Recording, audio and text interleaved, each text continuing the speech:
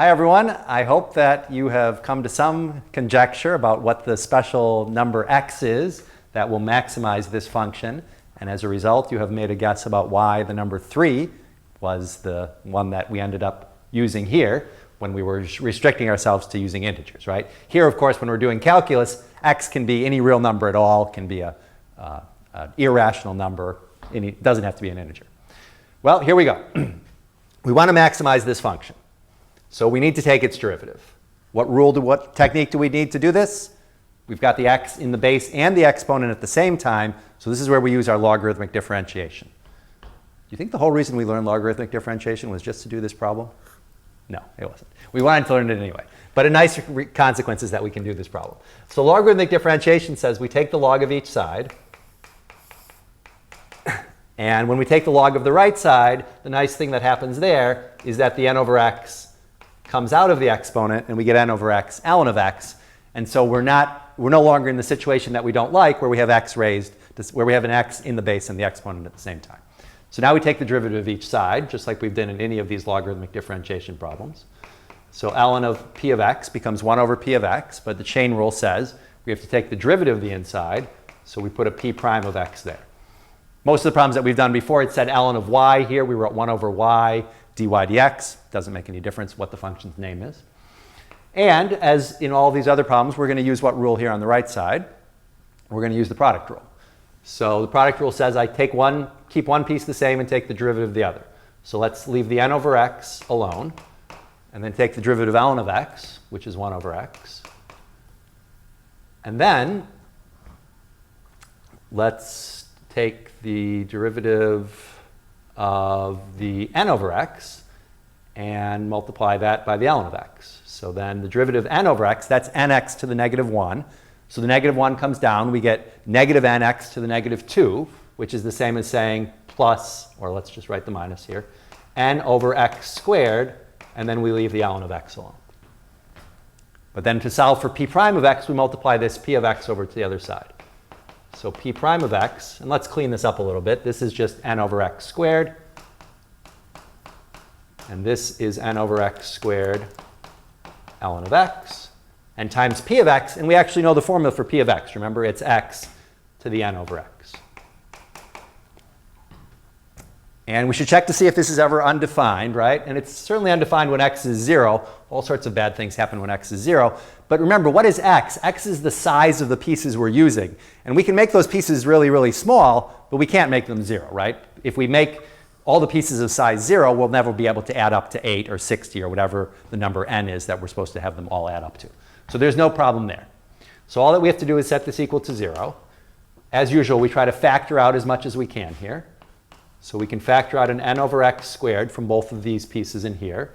And we have a 1 minus ln of x, and we have x to the n over x. So this is the same situation we've seen many, many times this semester, where we have the product of several real numbers equaling 0. That means one of them has to be 0.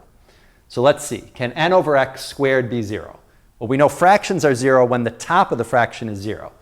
But n is the number that we're dividing up. So n can't be 0. So this thing is not 0. Let's skip this middle one for a second. How about x to the n over x? That's the product that we're getting, right? That's certainly not going to be 0 either. So it must be that our only critical point is going to be when this term in the middle is 0.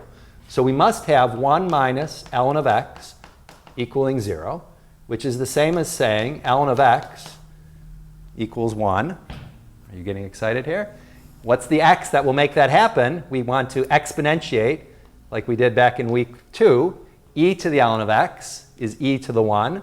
E and the ln undo each other since they're inverses.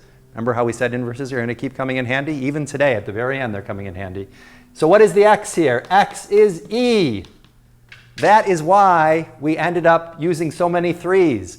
Because 3 is what? 3 is the positive integer closest to e.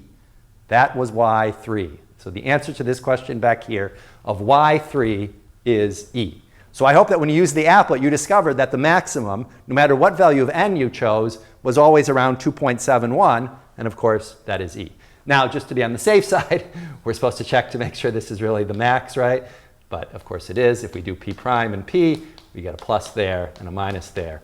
So in fact, that is the maximum. How many different times have we seen E come up in all sorts of different places this semester? It came up the very first week when we were doing that continuous compounding. It came up when we were looking for a special function that would be its own derivative. Now it's come up here. Seems to be some very special number. Let's see a few more places where E might come up.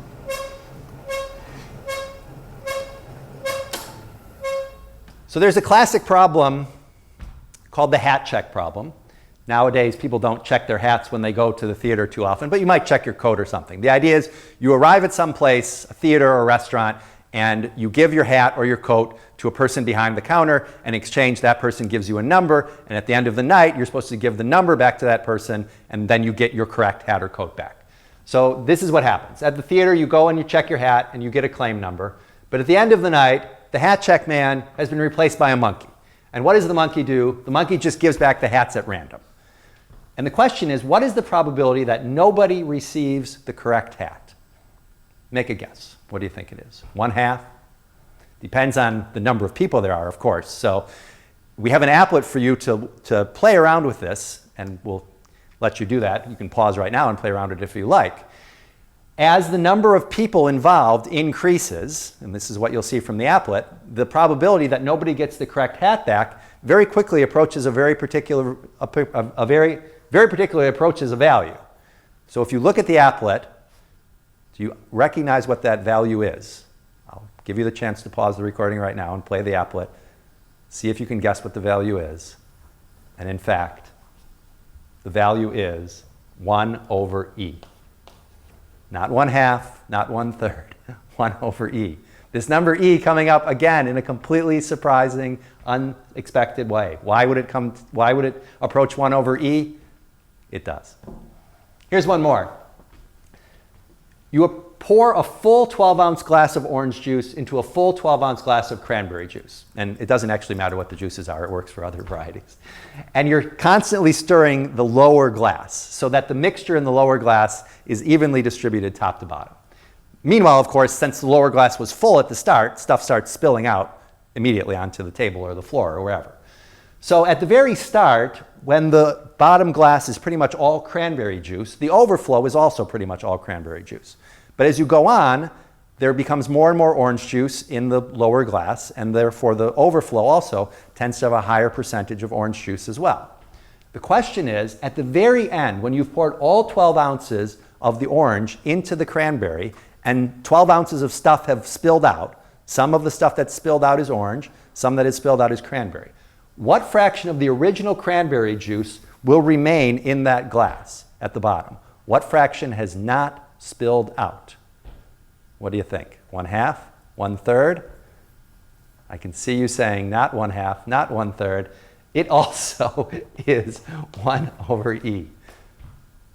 This is a very special number.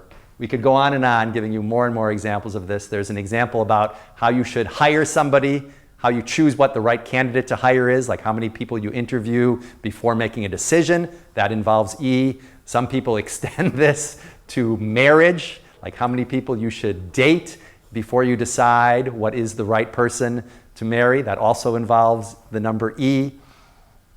I hope we have convinced you that this number E is a fabulous number.